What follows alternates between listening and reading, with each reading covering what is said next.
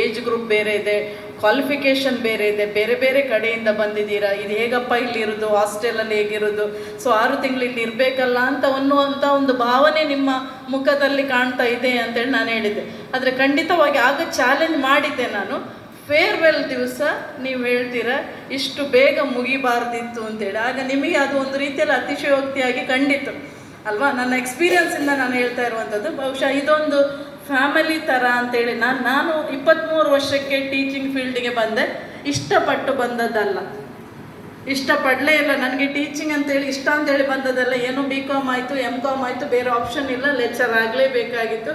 ಆದರೆ ಲೆಕ್ಚರ್ ಆದ ನಂತರ ನಿಮ್ಮಂಥ ವಿದ್ಯಾರ್ಥಿಗಳ ಜೊತೆಗೆ ಇಡುವಂಥದ್ದು ನಿಜವಾಗ್ಲೂ ನಾನು ಈಗಲೂ ಹೇಳೋದು, ಹೆಣ್ಣು ಮಕ್ಕಳಾದರೆ, ನನಗೆ ಗಂಡು ಮಕ್ಕಳ ಬಗ್ಗೆ ಗೊತ್ತಿಲ್ಲ, ನೀವು ಟೀಚರಾಗಿ it is the noble profession ಅಂತ. ಯಾಕೆಂತ ಹೇಳಿದರೆ ನಮಗೆ ಅದು ಏನಿದ್ರು, ನನಗೆ ವೈಯಕ್ತಿಕವಾಗಿ ಕೆಲವು ಸಮಸ್ಯೆ ಇದೆ, ನಿನ್ನೆ ಇವತ್ತು ಇತ್ತು. ಆದರೆ ನಾನು ಇಲ್ಲಿ ಇದ್ದಾಗ ನಾನು ಅದನ್ನೆಲ್ಲವನ್ನು ಮರೆತಿದ್ದೇನೆ.